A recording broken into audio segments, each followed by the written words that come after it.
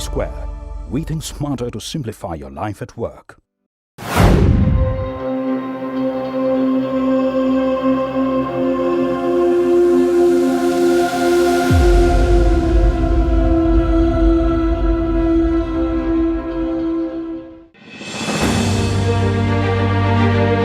India's largest cement company, ULTRATECH CEMENT Limited, has always promoted safety as one of the most integral cogs of its value system.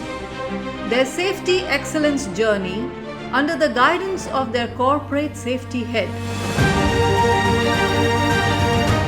Mr. K. Kiran Kumar, has taken significant initiatives towards ensuring the utmost safety of all its employees, especially in the field of positive isolation of hazardous energies.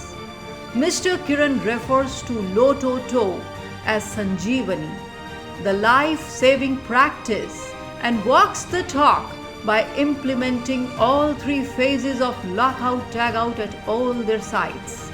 With his team's prudent efforts, ULTRATECH's safety excellence is a never-ending journey.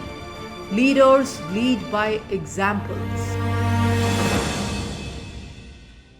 Welcome, Dr. Gulati. What is your opinion on effectiveness of LOTO in ensuring safety at the plant? Well, it's most important thing. If you see that couple of times we keep on seeing or keep on hearing about a lot of incidents related to the non-compliance to LOTO. Ultimately the guy who is working in a shop floor could be a contract workman who is having a very limitation about his education or knowledge about the particular equipment. So failure of LOTO, we have seen a couple of incidents which could be related to fatality or could be an LTA.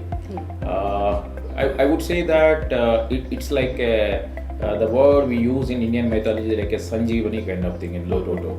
If you have a LOTO, we can ensure that the guys who are working in the particular equipment will be always safe.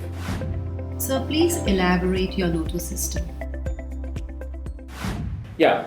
So we have different phases. The basic phase is called it as basic training awareness, providing employees and then to the contract workmen. And then as and when they want to have any work on a particular equipment, they need to take a permit to work and which will be again attached to a LOTO. That's the basic concept of which most of the organizations they do.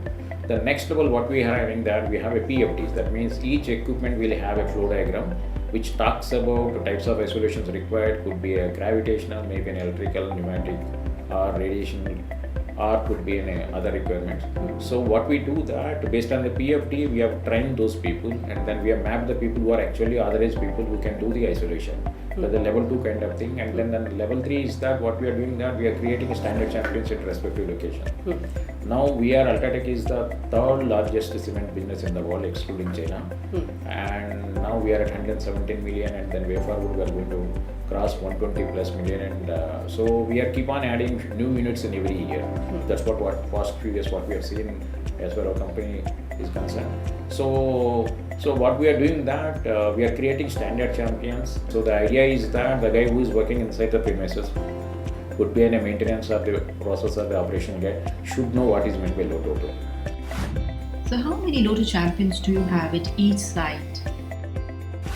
Our aim is that the standard champions, we should have at least 2 standard champions at the respective locations from the line team, apart from the safety team.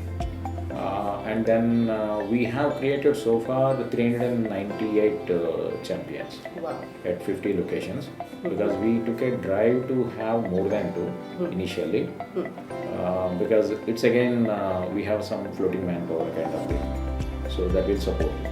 That's what. So would you recommend ESquare services to other organizations and businesses?